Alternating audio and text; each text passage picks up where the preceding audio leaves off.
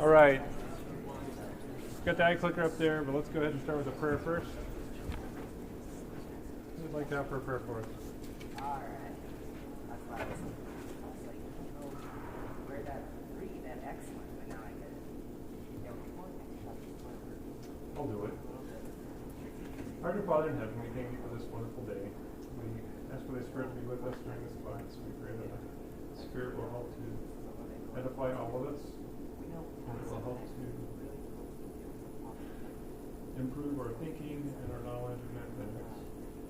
And we're thankful for this opportunity that we have to be here at Brigham Young University to study and learn in a context where we understand the gospel, understand the most important eternal truths. We're thankful for our Savior Jesus Christ and for his sacrifice for us, and for the knowledge that each one of us is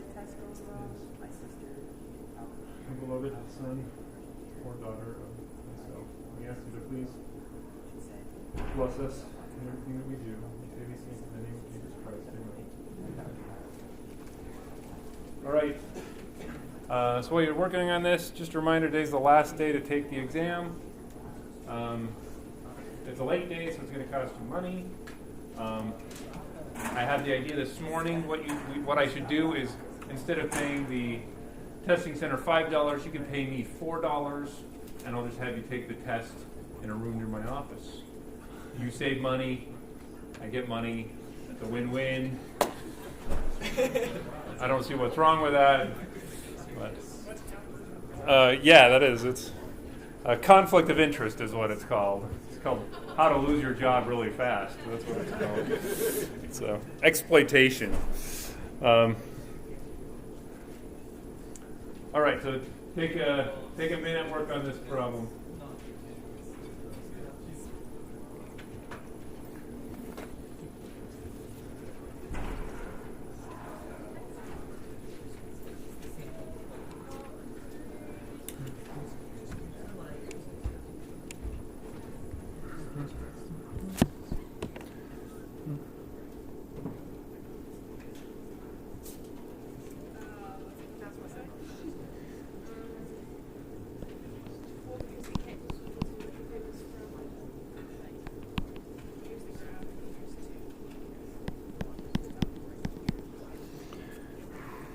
If you finish that first one, I put another problem down there for you to work on.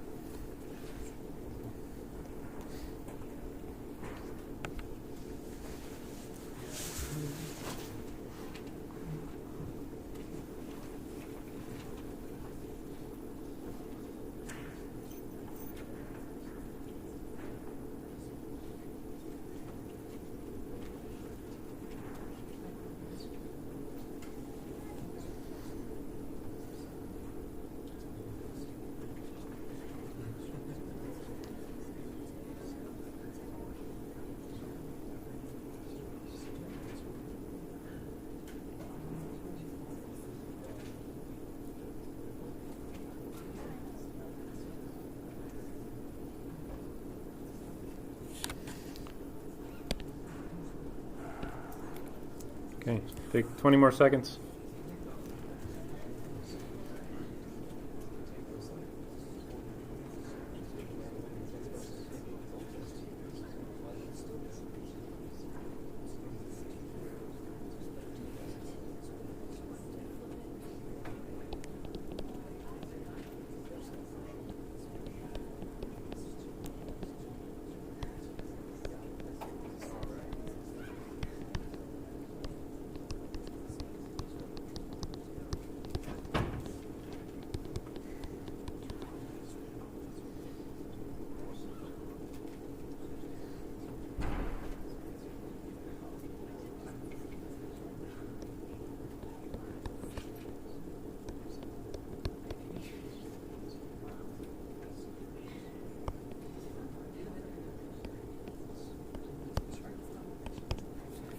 Okay, I'm clicking off the...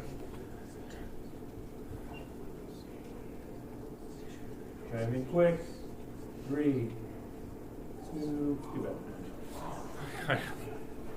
If I really turn it off too soon, let me know. I didn't mean to be mean. Okay. Okay, so I start working out here. First thing we need to notice is what? That we've got a discontinuity here. We've got a problem at one end of our interval. Okay, we've been really nice to you so far. Other than the first day or two of class, we've just always given you integrands that are continuous over the interval for which we ask you to find the antiderivative or definite integral. But now we are expecting you to be able to look at the integrals and think hey, is this continuous on this interval? I promise that I won't promise, but about a third of you will miss this problem, which will be coming up on the next exam, or a problem like this. At least I always put on the next exam. I'm not writing the next exam, but I imagine they're going to write down a problem like this.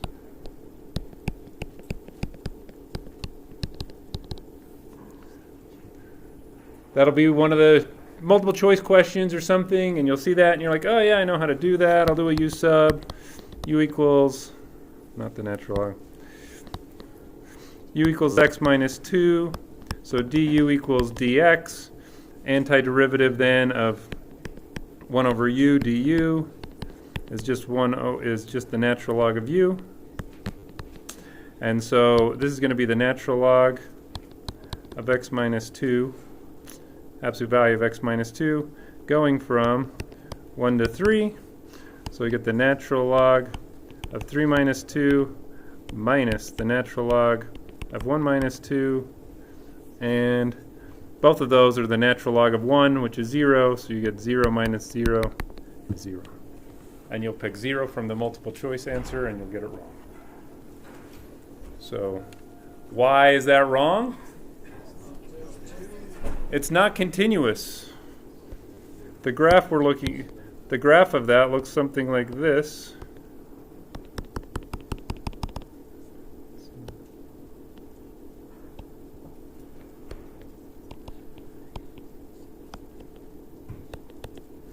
And we're trying to calculate the area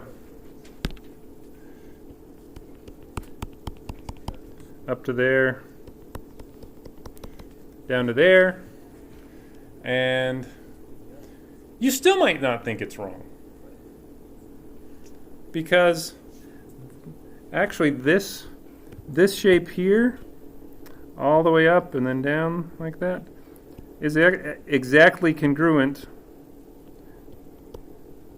to the shape down there. And one of them is negative, and one of them is positive. So you'll still be like, Brother Corey, it is zero area. Because we have the same amount of negative as we do positive, they should add together and get 0. And there is some valid reasoning there. But it's not what the mathematicians have decided. So, but because there's also some valid reasoning on why it should not be considered 0. If you set up a limit, I'm going to blow this up a little bit. If you set up a limit and you said, okay, I'm going to go from, I'll start on the outside and then I'll come in the same amount, compare that area, hey, I'm 0.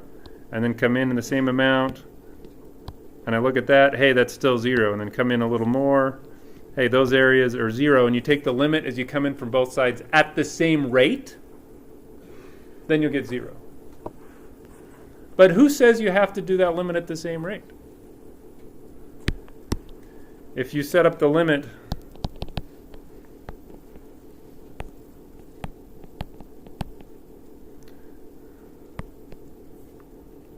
let me write it down here.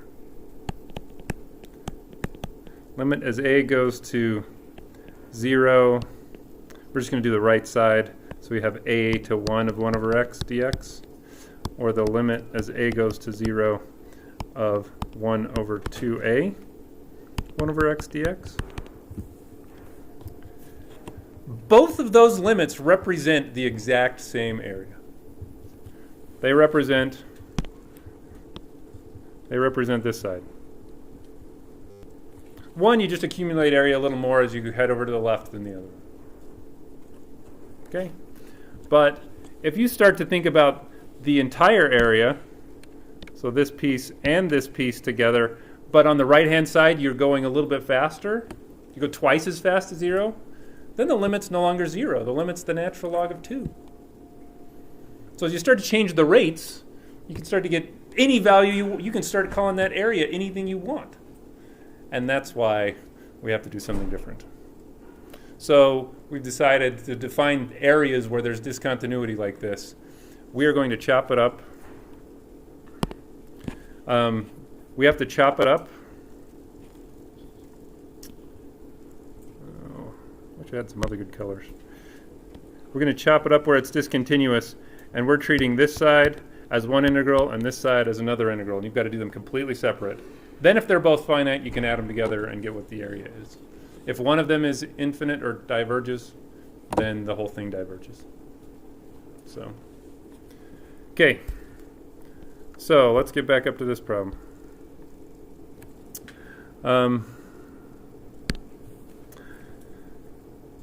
So we recognize here, what was that point? The point is I'm looking at the integrand here and realizing, hey, I've got a problem at one end. If I evaluate that integrand at 0, I have a problem. I get 1 divided by 0, undefined. So I'm going to set it up as a limit.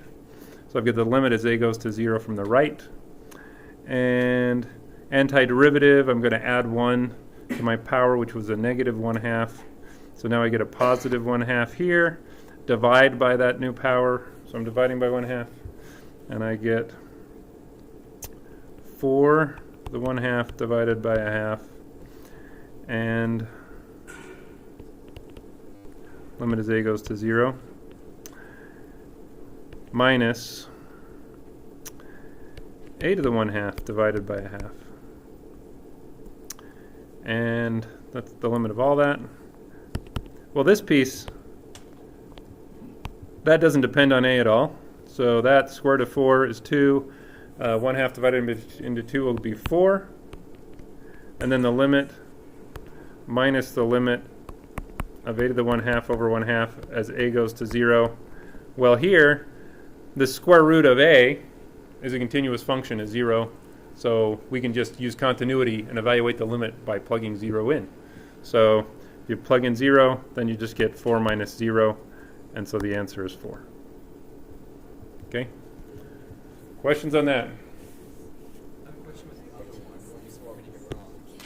Okay, so this would be does not exist. So you do end up with, in this particular problem here, you do end up with a negative infinity on one side. So this, if you evaluate it, you get negative infinity. This one, you end up with a positive infinity.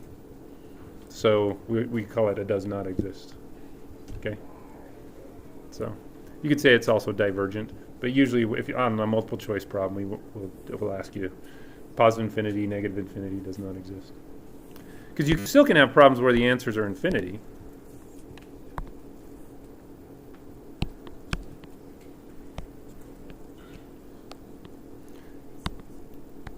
So if you have something like this where each of these is infinite, then you could get, the answer would be, it's still divergent, but we know that it diverges to infinity. So that would be what you would have as your answer. Okay? All right, other questions so far with what we've done?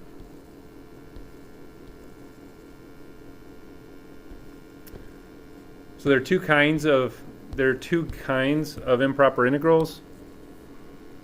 The part where you have a discontinuous integrand, somewhere on the interval. Those are the kind we were just working on. And the other part is where you have something going to infinity or negative infinity. And we did a couple of those last time. Remember, we looked at Gabriel's horn, we looked at the area under one of the curve 1 over x. Oops. And what did we find out about that area? It's infinite. But then we took the volume of revolution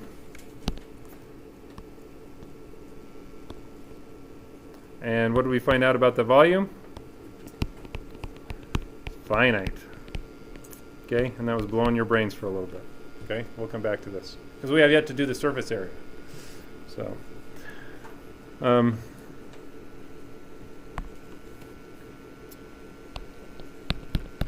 So we've already done this problem, 1 to infinity of 1 over x.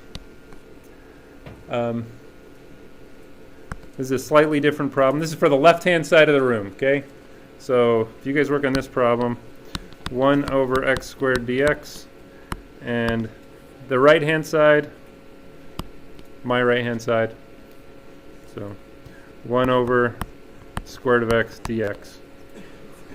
Okay? And that's not 8, that's infinity. So this one we did as a class. That's infinite.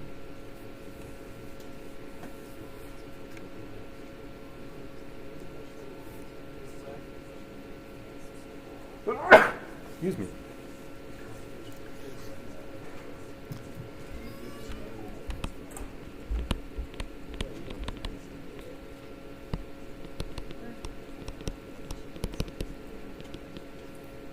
Oops.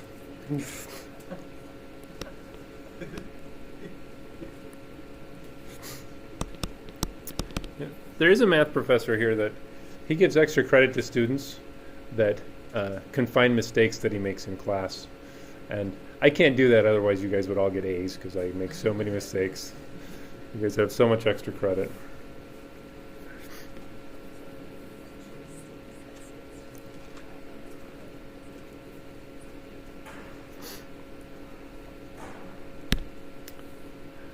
All right, so someone from my left, have you got this done? What did you guys get? 0. Somewhere between, though, you know, just 1, 0, or infinity. Take your pick. 1. Good. So this is finite. Okay. How about from my right? Infinity. Okay. So all of these curves actually look pretty similar. They all have the same general shape of something like this, where this goes to, this approaches 0 over here. They all go through this point 1, 1.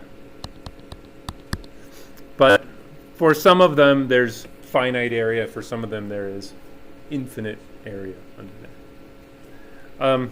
Well, once you do enough of these, you start to see a pattern. And then, if you're a mathematician, you use the power of algebra to figure out what's happening. So all of these have the same general form. The only thing that's different is the exponent. That's really 1/2, right? Algebra is great. It allows you to do infinite amount of work in finite number of steps. Okay, so here we get the general form. If you have 1 over x to some power, integral from 1 to the p, or 1 to infinity. Is this going to be finite or infinite? Well, what's the antiderivative? If I add 1 to the power, which I can do as long as p is not what? Yep, so as long as this is for p not equal to a minus 1, you get p plus 1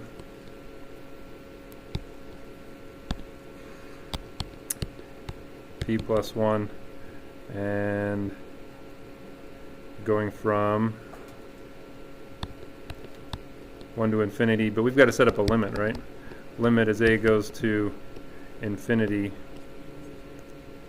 No, it's a. We're going to do this upper bound. P is a constant. So that's going to be x to the p plus 1 over p plus 1. And So we don't know if p is negative or positive.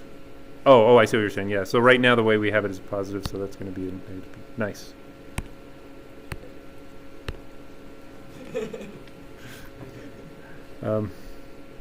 No, unfortunately not. Should give you something though. I'll give you a big hug after class. Okay. And people stop calling out my errors if that's what they get. So, all right. So, see, Gracie wants a hug. She's going to come up and give me a hug. I'm just kidding. All right. So what's going to happen here? So we get, we're going to have 1 to the negative p plus 1 over a negative p plus 1 minus the limit as a goes to infinity of a to the minus p plus 1 over a negative p plus 1. And when will this be good and when will this not be good? Well, when will this be finite? When will this side, you guys can't see me do that. When will this side be finite? This is already finite.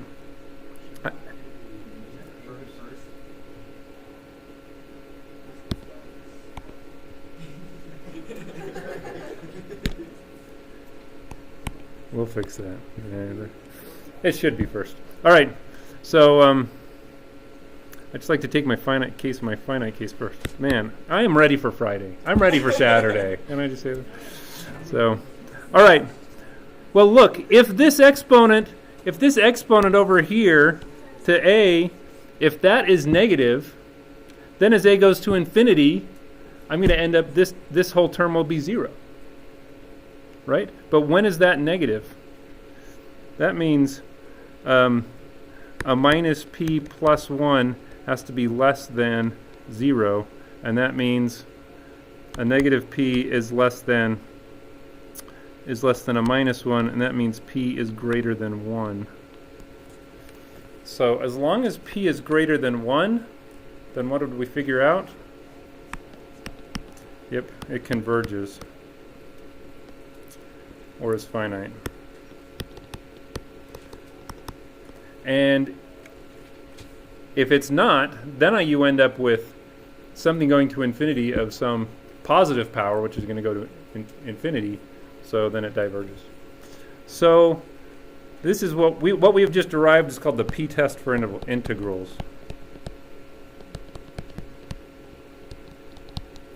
So if I have a 1 to infinity of 1 over x to some power, this converges for p greater than 1, diverges for p less than or equal to 1. We've already done the case where it equals 1. We already know that diverges. That's where you get the natural log in this one case that we haven't handled yet. You end up with the natural log of a as a goes to infinity, and that goes to infinity. All right. This can save you a lot of work. It makes it so you don't have to find a lot of integrals. So, yay, don't have to find a lot of antiderivatives. So,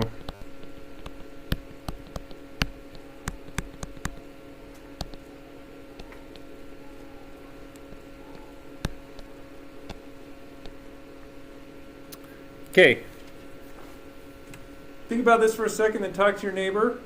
Without doing any integration techniques, without writing down anything, without finding an antiderivative, I want you to tell me whether this converges or diverges, and why. Whether this is a finite integral or not.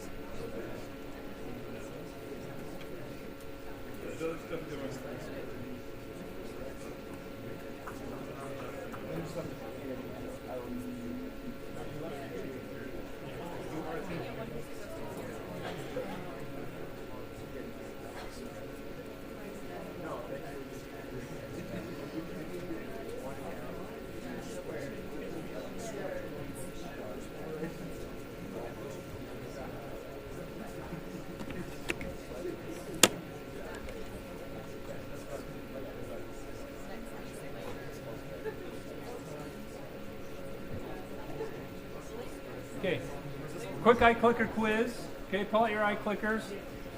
A if you say it converges, B if you say it diverges. Okay? So A is converge, B is diverge. Okay?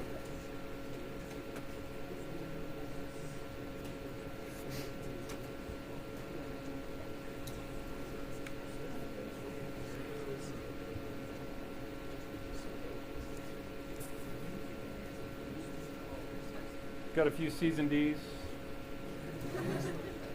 Depends on the day. Sometimes it converges, sometimes it diverges. You know. How fast are you going to infinity, Brother Corey? Yeah. All right. So, got people saying both. So let's take an A first. Someone says it converges. Why would you say it converges? Someone raise your hand. They don't really. They're not. Okay, go ahead. Oh, so diverges just because X is fine.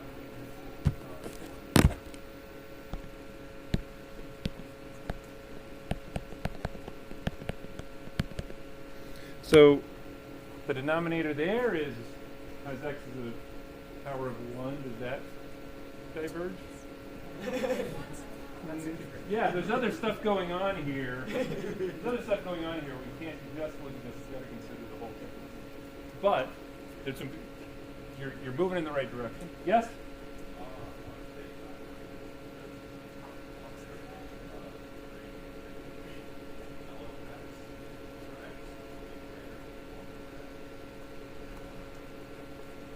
Okay, so you're finding a way to take into account this other thing that's going on here. So his argument, if I captured it right, so natural log of x is always larger than 1 from 3 to infinity. And since you have something larger than 1 over x, if you integrate that, and you already know it's 1 over x, integrate the area under 1 over x is going to be infinite. The area of something larger than 1 over x, that should also be infinite. Is that right? Substitution for L of x equals u. Yeah, but I said we're not doing we're not doing that. Okay? So why waste our time doing something if we don't have to write down the technique? So yes, we can do it. This is a problem you guys can find.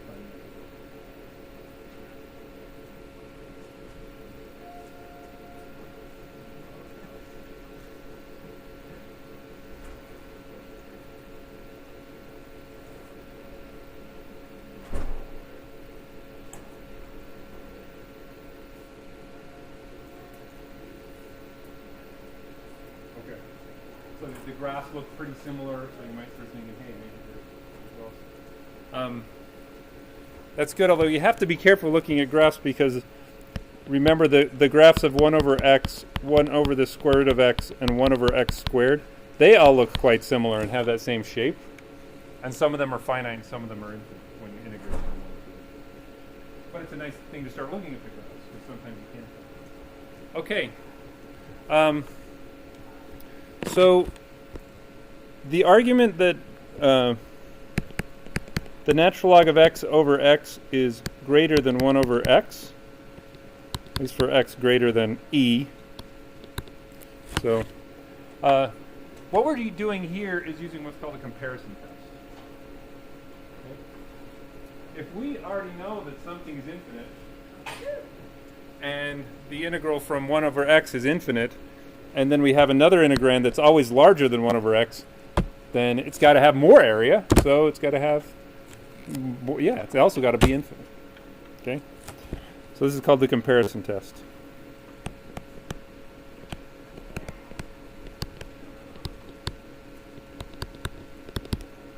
So case 1,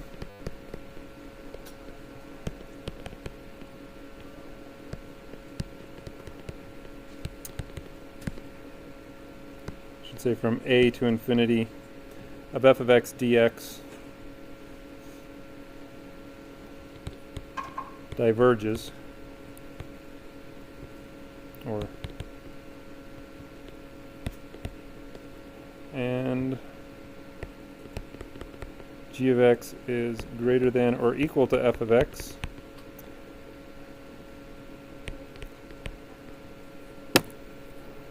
yeah, thanks. And I'm mumbling and talking to my screen, so that doesn't help when I don't have my mic on. So, okay, so if on this interval that we're integrating from a to infinity, and we have another function that's always larger than this integrand, then what should happen if we integrate from a to infinity of g of x dx? So that should also diverge and be infinite. Okay? So we don't have to do the actual work of finding an antiderivative and taking the limits, stuff like that. Okay? We might be able to just do a little reasoning with some algebra or some other way and realize, hey, this is larger than something I already know diverges, so it's going to diverge. It can also work the other way. So case 2,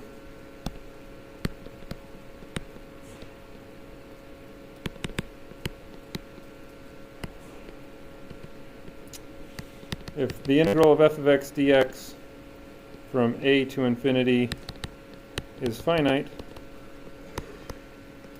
and g of x is less than or equal to f of x on the interval,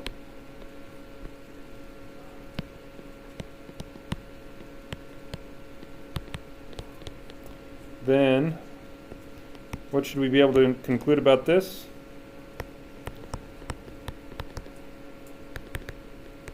Yeah. If you have, in the second case, if this is finite, and I've got another curve that's always less than that, then what do we know about that area? Well, it's also got to be finite. So it's less than a finite amount, it's got to be finite. Somewhere between finite and 0, so it's got to be finite. So, great. Case 3.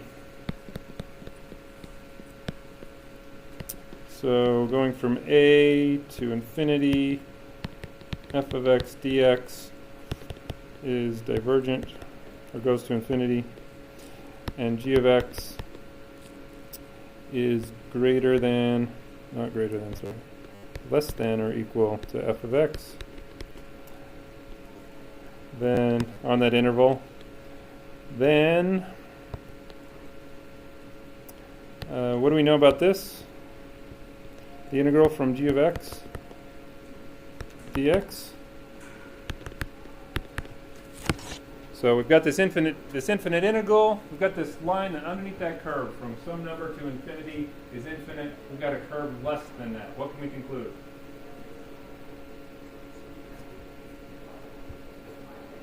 We can't conclude anything. So we know absolutely nothing. This case helps us none at all. Okay? You could stick another curve under there that's infinite. All you have to do is take f of x and divide by 2. You've got a curve that's less than f of x. But if there was infinite area under f of x, you're going to have infinite area under f of x divided by 2. But any finite curve will also be less than that. Will be less than that. Or you could, at least after some point to infinity, would be less than that. So this doesn't help us out one bit. Not one bit. And you think, like, what if they're really close? They're really close, can we conclude? Like, and they're just hardly any difference. So I better cross that out. You know, this is no. Okay? Or if you're more than a finite, if you've got a function that's larger than then your integrand and the integral of your integrand is finite from something to infinity. What do you know? Absolutely nothing.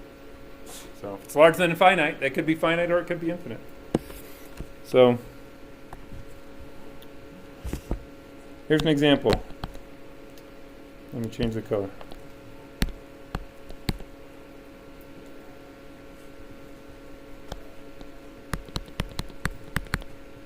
Okay, there's one. What do we know? It's infinite. I'm going to pick a curve that's just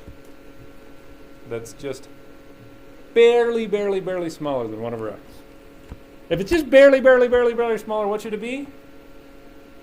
You think infinite, right? I mean, it should barely be. Like if you graphed this,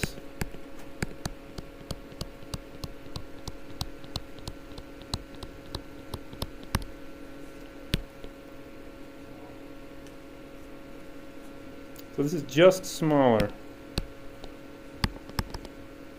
Just barely. I mean, you could hardly tell the difference. Hardly in any practical application for sure, and like any graphing facility, like you're gonna have a really hard time telling the difference between those two. So if the one is infinite, then the other one should be infinite, right? No, it's not. This is finite. So it's really big, but it's finite. So even though they're just like so stinking close, it's enough. In some ways, this curve here, this 1 over x, is kind of like a boundary line between finite and infinite.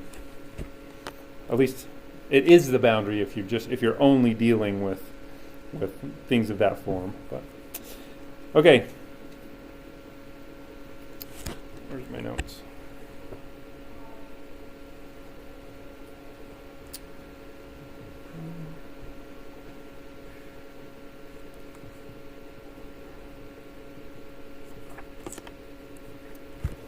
Okay, let's do a harder example.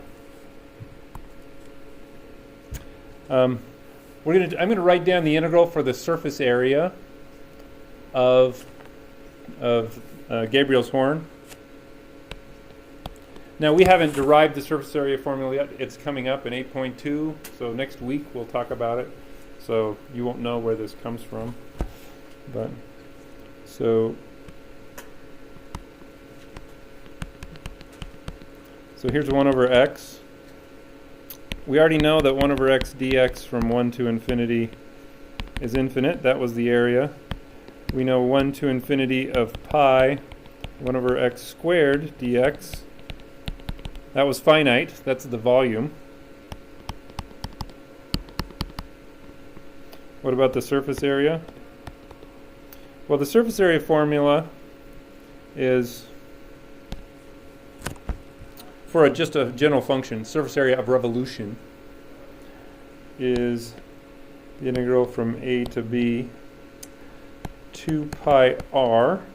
So if you think of shells, we had 2 pi r in our shell formula because we were spinning something around, right? And then this looks a little funky.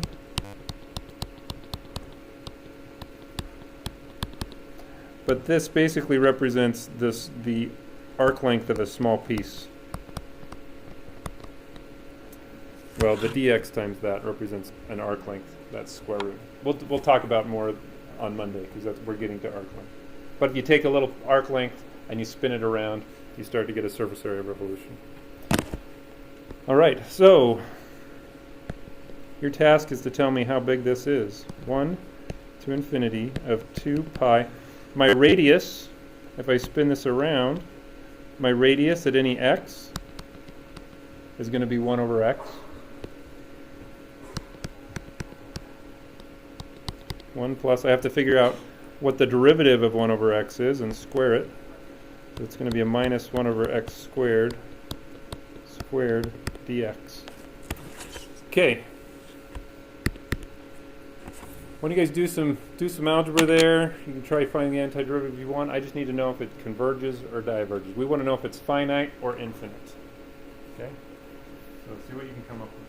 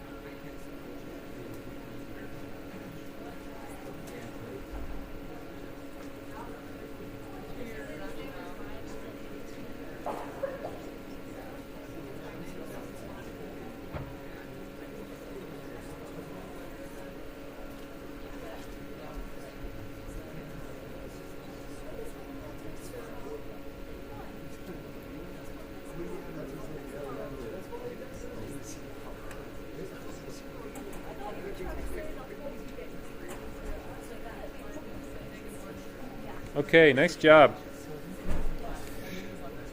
Saw some people that had some good reasoning. Saw some people that were struggling. But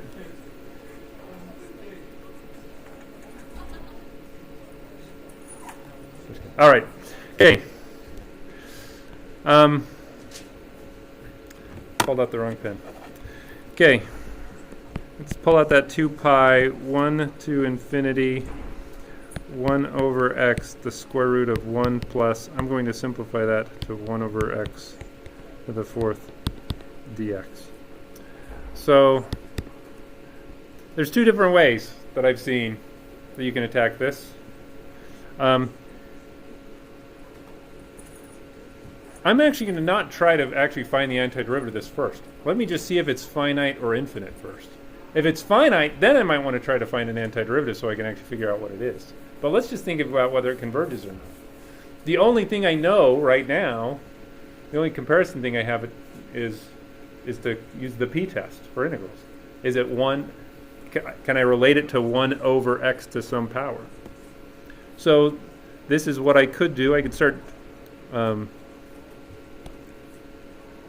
going to start manipulating that. Get like terms, so I get an x to the 4th plus 1 over x to the 4th. Okay, I thought of 1 as x to the 4th over x to the 4th, added them together.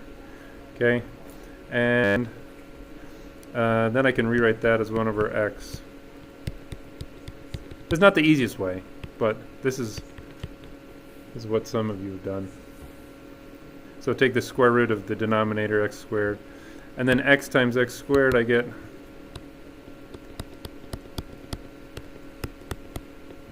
this. Now you can start thinking about this. What should this be really close to? What is this really close to? If I didn't have this 1 over here, then I would have x squared over x cubed, right?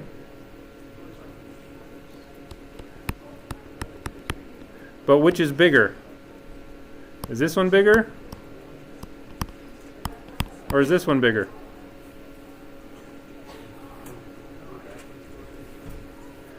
Since I'm adding 1 to the numerator here, since I've made the numerator larger and the denominators are the same, then this one has got to be bigger.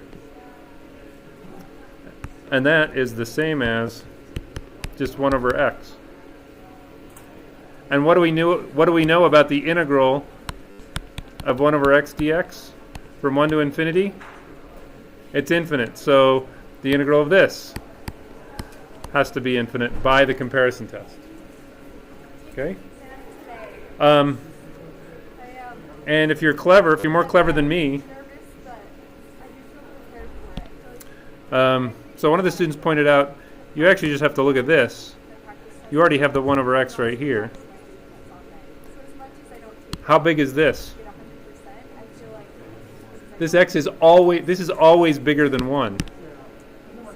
So there's another way to see that this whole thing this integrand is always going to be larger than 1 over x. So we already know that it diverges.